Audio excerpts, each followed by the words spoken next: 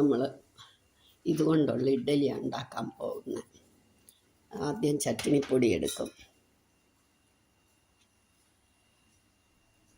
ദോശ ഇഡ്ഡലിയൊക്കെ കഴിക്കുന്ന ചട്നിപ്പൊടി എടുത്ത് നമുക്കതിനകത്തോട്ട് എണ്ണ ഒഴിച്ചൊന്ന് ഇളക്കി വെക്കാം.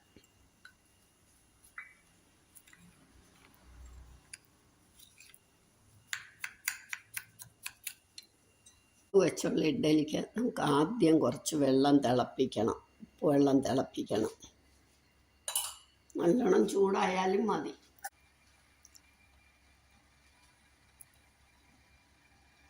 എന്നിട്ട് നമുക്ക് ഒന്നും വരയണം ഇങ്ങനെ.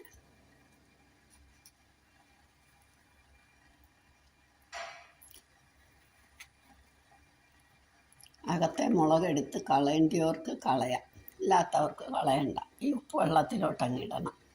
അപ്പോൾ ഇതൊന്ന് സോഫ്റ്റ് ആകും. അതിന് വേണ്ടിയിട്ടാണ്.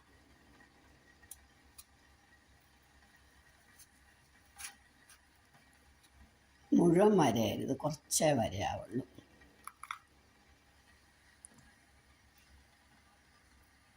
വെള്ളം തിളയ്ക്കുമ്പോൾ അത് സോഫ്റ്റ് ആയിക്കോളും.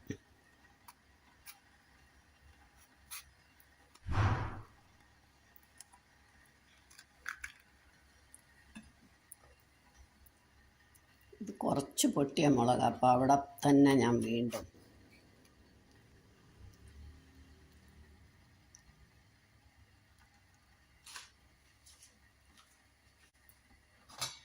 ഇതൊന്ന് സോഫ്റ്റ് ആകട്ടെ. നമുക്കൊന്ന് അടച്ച് വെക്കാം. ഇനി നമുക്ക് ഇതിപ്പോൾ ഉപ്പിട്ട് പുഴുങ്ങുമ്പോൾ നല്ല സോഫ്റ്റ് ആകും. പുറത്ത് ഉപ്പും പിടിക്കും. ഇതേ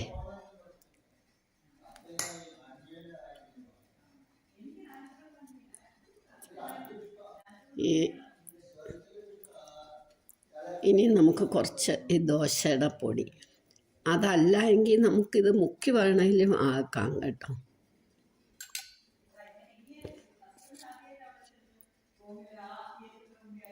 ദേ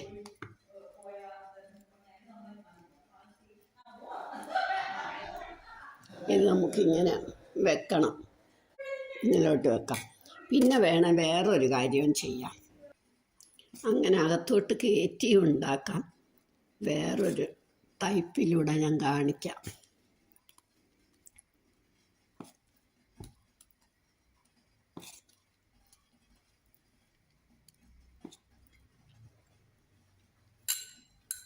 ഈ ചട്നി ഇതിനകത്തേക്ക് ഇടും.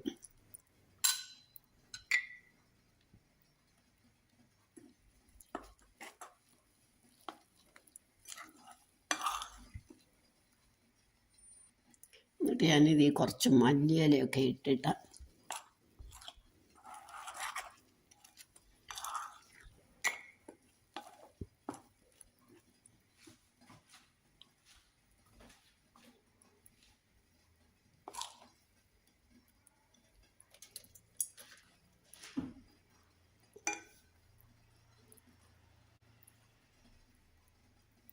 എൻ്റെ കൊച്ചുമക്കൾക്കൊക്കെ ഇങ്ങനെ ഇഷ്ടം. വലിയവർക്ക് മറ്റേതാണ് ഇഷ്ടം. അതുകൊണ്ട് രണ്ടും ഉണ്ടാക്കാറുണ്ട്.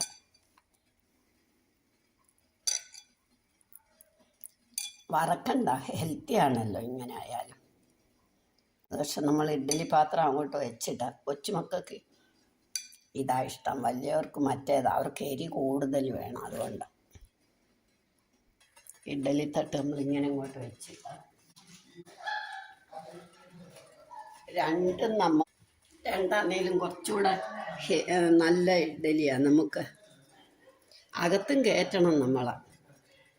അകത്തും കയറ്റി പുറത്തും കയറ്റി.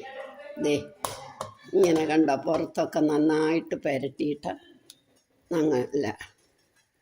ഞാൻ രണ്ടും ഉണ്ടാക്കാറുണ്ട്. ഇതകത്ത് മാത്രമേ ഉള്ളൂ. ഇപ്പോൾ ആയി. നമുക്കിതെടുക്കാം. കണ്ടോ, നമ്മുടെ മുളക് കൊണ്ടുള്ള ഇഡ്ഡലി റെഡിയായി. എല്ലാവരും ഇതൊന്ന് ട്രൈ ചെയ്ത് നോക്കണം. ഇഷ്ടമായെങ്കിൽ ലൈക്ക് ചെയ്യണം, സബ്സ്ക്രൈബ് ചെയ്യണം, ഷെയർ ചെയ്യണം, കമൻറ്റ് ചെയ്യണം. കുട്ടികൾക്കൊക്കെ വേറൊന്നും വേണ്ട.